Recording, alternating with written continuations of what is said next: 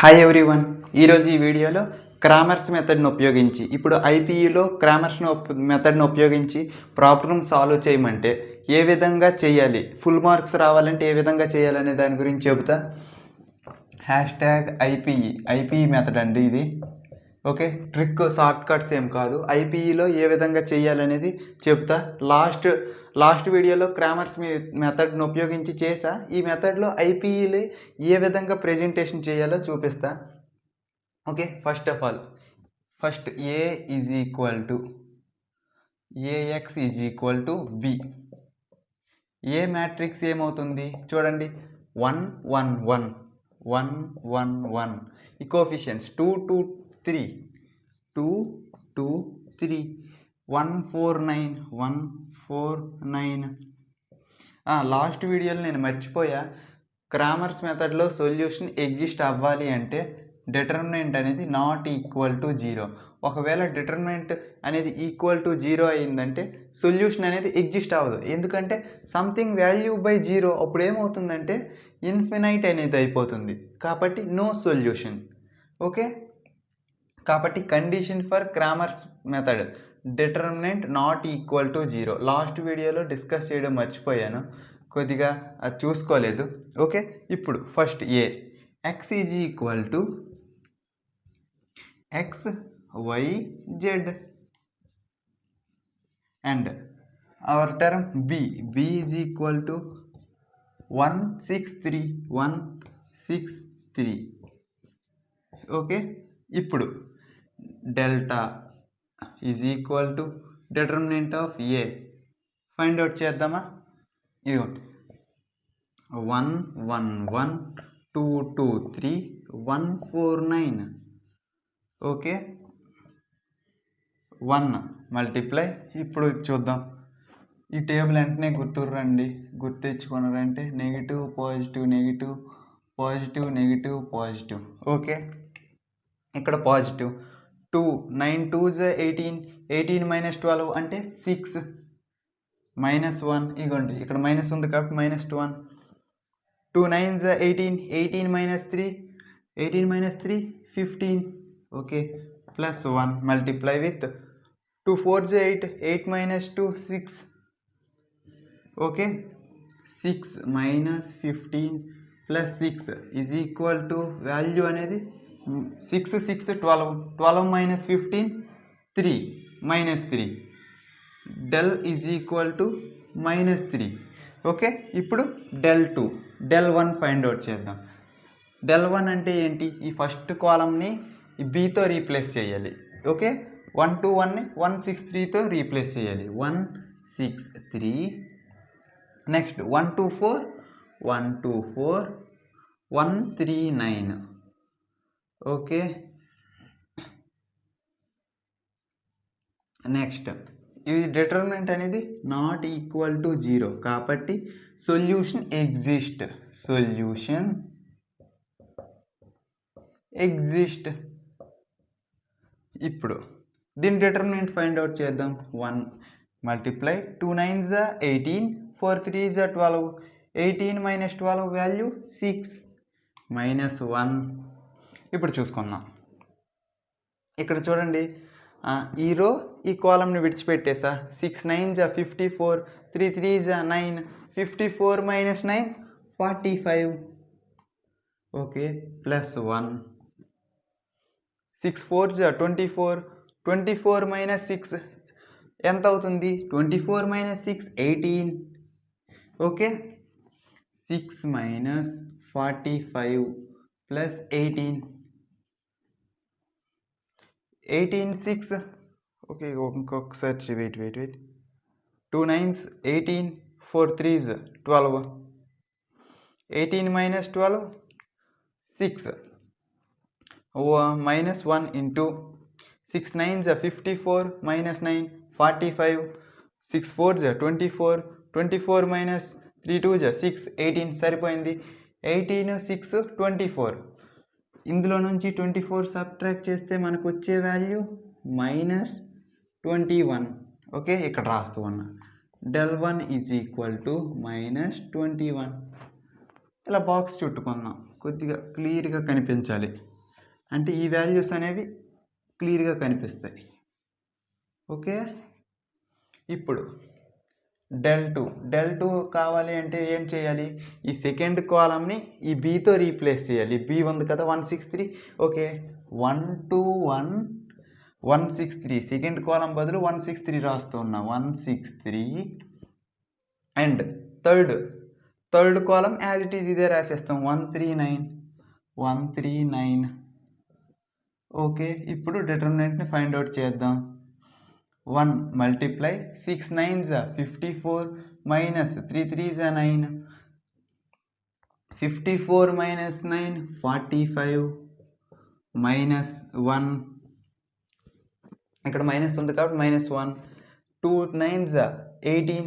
18 minus 3 15 plus 1 multiply 2 3s 6. 1 6s 6. 6 minus 6 0. 45 minus 15 value ఎంత వచ్చింది? del2 is equal to 30. Okay, ఇప్పుడు del3 find out చేద్దాం. del3 is equal to, ఇప్పుడు third కాలం ఉంది కదా, ఏలో థర్డ్ కాలంని బీతో రీప్లేస్ చేద్దాం. 121 121 124. ఇక్కడ చూడండి బి 163 సరిపోయింది కదా. ఇప్పుడు డిటర్మినెంట్ ఫైండ్ అవుట్ చేద్దాం. 1 multiply with 2 3s 6. 4 6s 24. 6 minus 24 minus 18. Okay, -1. ఇప్పుడు చూద్దాం. 2 3s 6. 6 1s 6 0 ప్లస్, ఇప్పుడు 2 3s 6. 6 4s 24. 6 minus 24 again 1 multiply with 18. okay, 2 3s 6 or 6 4s 24. 18 minus 18 minus 18 minus 36. del3 value, del3 is equal to minus 36. Okay, ఇక్కడ రాస్తున్నా, చోటు సరిపోవట్లేదు, space సరిపోవట్లేదు. ఏదైనా చెరిపేద్దామా? ఇది చెరిపేద్దాం. ఎలాగా? ఇక్కడ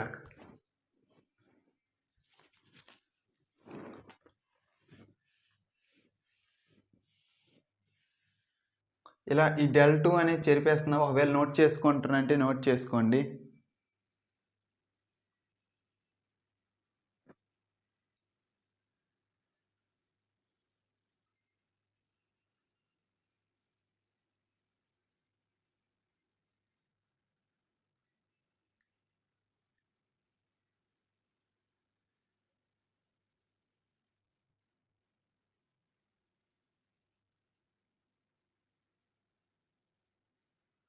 ఓకే, ఒకసారి ఇక్కడ చిన్న మిస్టేక్ అయింది.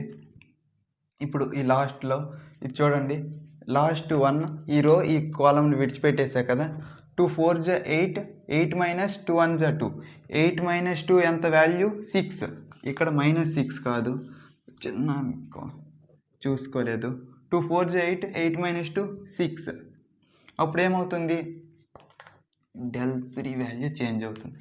-18 0 ప్లస్ 6 అంటే -12. ఓకే, చిన్న కౌంటింగ్ మిస్టేక్, అంటే రివర్స్లో క్యాలిక్యులేట్ చేసేసా.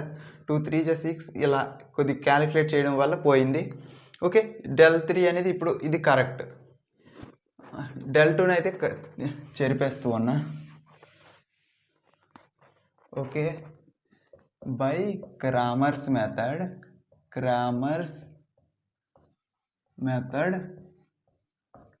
x is equal to del1 by delta.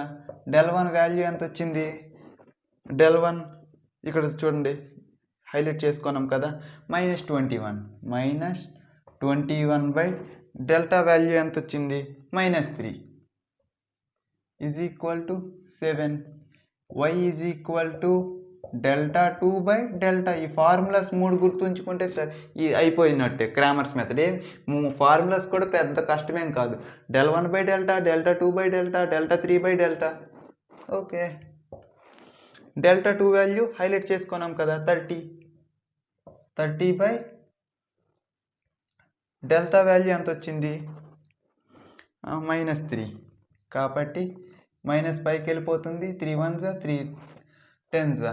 Okay, ఇప్పుడు z is equal to delta 3 by delta. Delta 3 value ఎంత వచ్చింది, -12. -12 బై -3. మైనస్ మైనస్ క్యాన్సిల్ అయిపోయి ఇక్కడ కూడా మైనస్ మైనస్ క్యాన్సిల్ అయ్యి 3 4s 12. ఓకే, ఇప్పుడు x value x is equal to 7, y is equal to -10, z is equal to 4. ఇలా highlight చేసుకుంటే అయిపోయింది. ఇప్పుడు ఇంకొక స్టెప్ అయితే ఉంది. మనకు వచ్చిన ఆన్సరు ఇక్కడైతే నాకు ఆన్సర్ తెలుసు కాబట్టి ఓకే, ఎగ్జామ్లో ఏం చేయాలి అంటే వీటిని ఈ XYZని వీటిలో సబ్స్టిట్యూట్ చేసుకున్నాం అనుకో, ఈ కండిషన్ని సాటిస్ఫై చేశాయి అంటే మనకు వచ్చిన ఆన్సర్ అనేది కరెక్ట్. కండిషన్ని సాటిస్ఫై చేయలేదంటే ఎక్కడో మనం క్యాలిక్యులేషన్ మిస్టేక్. ఇప్పుడు చూసారా, నేను ఇక్కడ క్యాలిక్యులేషన్ మిస్టేక్ చేస్తా, అలా తెలిసిపోతుంది క్యాలిక్యులేషన్ మిస్టేక్ చేసాము అని. అప్పుడు ఇంకొకసారి రీచెక్ చేస్తే మనకి ఆ మిస్టేక్ ఎక్కడ చేసామో ఫైండ్ అవుట్ చేసేవచ్చు. ఓకే, ఇప్పుడు x వాల్యూ 7 ఇక్కడ సబ్స్టిట్యూట్ చేద్దాం. 7 ప్లస్ y వాల్యూ ఎంత వచ్చింది, -10. 7 - 10 ప్లస్ z వాల్యూ 4. 7 ప్లస్ 4 11, 11 - 10 సరిపోయింది. ఫస్ట్ ఈక్వేషన్ సాటిస్ఫై అయింది. ఇప్పుడు second equation 2x 2 × 7 14 minus 2 × y 2 × 20 -20 plus 3z అంటే 3 4s 12. ఓకే, 12 ప్లస్ 14 ఎంత, 26. 26 - 26 సరిపోయింది. ఇప్పుడు LHS is equal to RHS first 2 ఈక్వేషన్స్కి. ఈ ఈక్వేషన్లో సబ్స్టిట్యూట్ చేద్దాం. 7 ప్లస్ అంటే ఇది జస్ట్ వెరిఫికేషన్కి మాత్రమే, అంటే ఈ ఐపీఈలో రాయక్కర్లేదు. మనకు వచ్చిన ఆన్సర్ కరెక్టా కాదా అని తెలుసుకోవడం కోసమే ఈ వెరిఫికేషన్.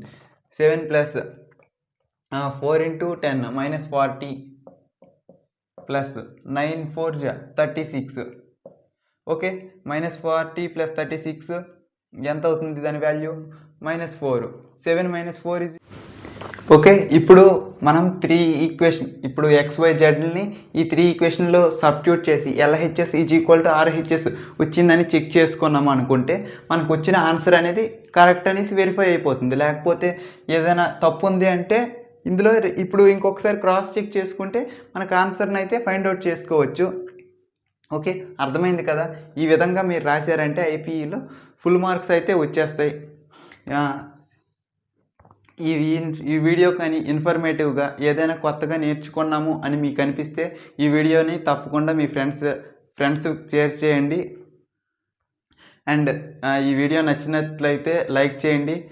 ఇంకా మరెన్నో వీడియోస్ కోసం మ్యాథ్స్ బై తేజ యూట్యూబ్ ఛానల్ని సబ్స్క్రైబ్ చేయండి.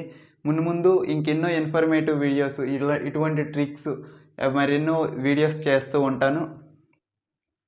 సరే, మరొక ఇన్ఫర్మేటివ్ వీడియోతో మీ ముందు కలుద్దాం.